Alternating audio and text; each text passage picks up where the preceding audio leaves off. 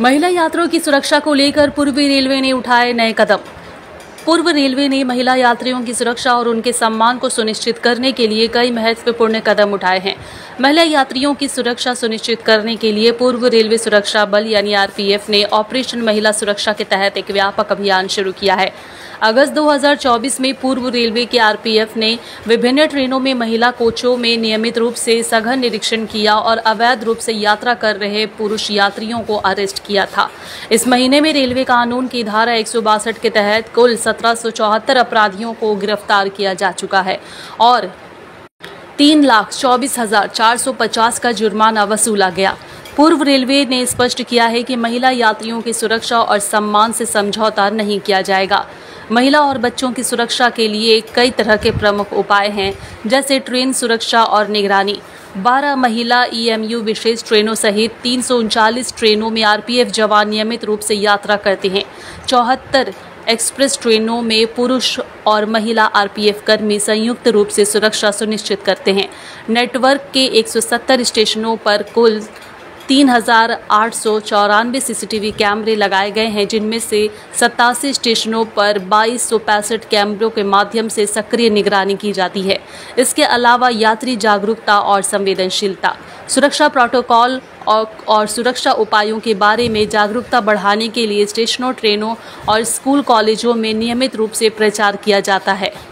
इसके अलावा बच्चों की सुरक्षा और तस्करी विरोधी अभियान भी चलाया जा रहा है।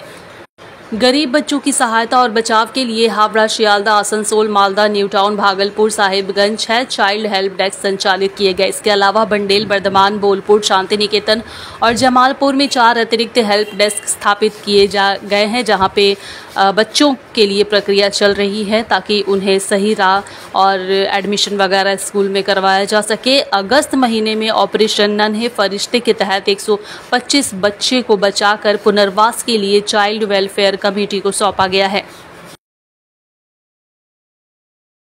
नमस्कार।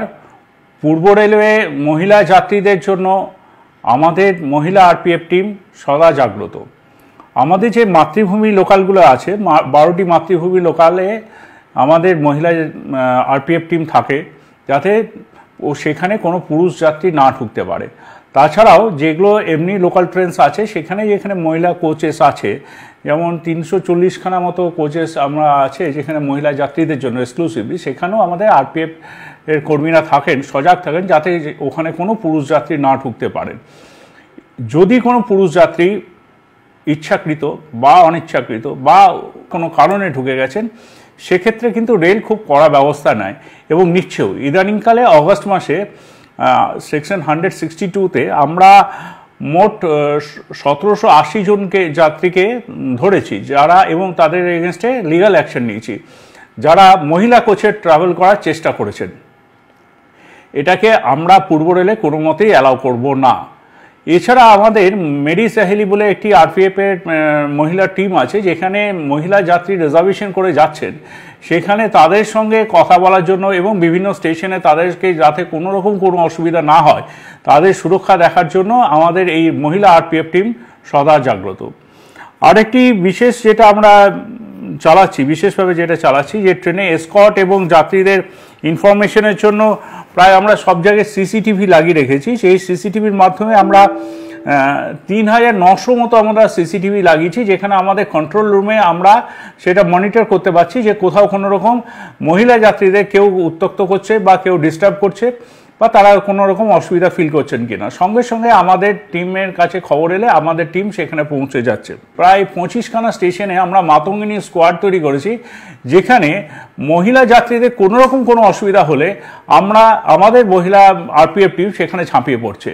তো আমরা আবারও বলছি, পূর্ব রেলওয়ে মহিলা যাত্রীদের জন্য অত্যন্ত সুরক্ষিত এবং সদা জাগ্রত। আমাদের সিসিটিভি মনিটরিং যেমন চলছে, তেমনি আপনারা আমাদেরকে জানাতে পারবেন যে 139 তো আছেই, তাছাড়াও আপনাদের সিসিটিভির মাধ্যমে বা কোথাও কোনো রেলকর্মীকে আপনারা মনে হলো যে আপনার কোনো অসুবিধা হচ্ছে, প্লিজ লেট আস নো, আমরা আপনাদের সাথে আছি। ধন্যবাদ।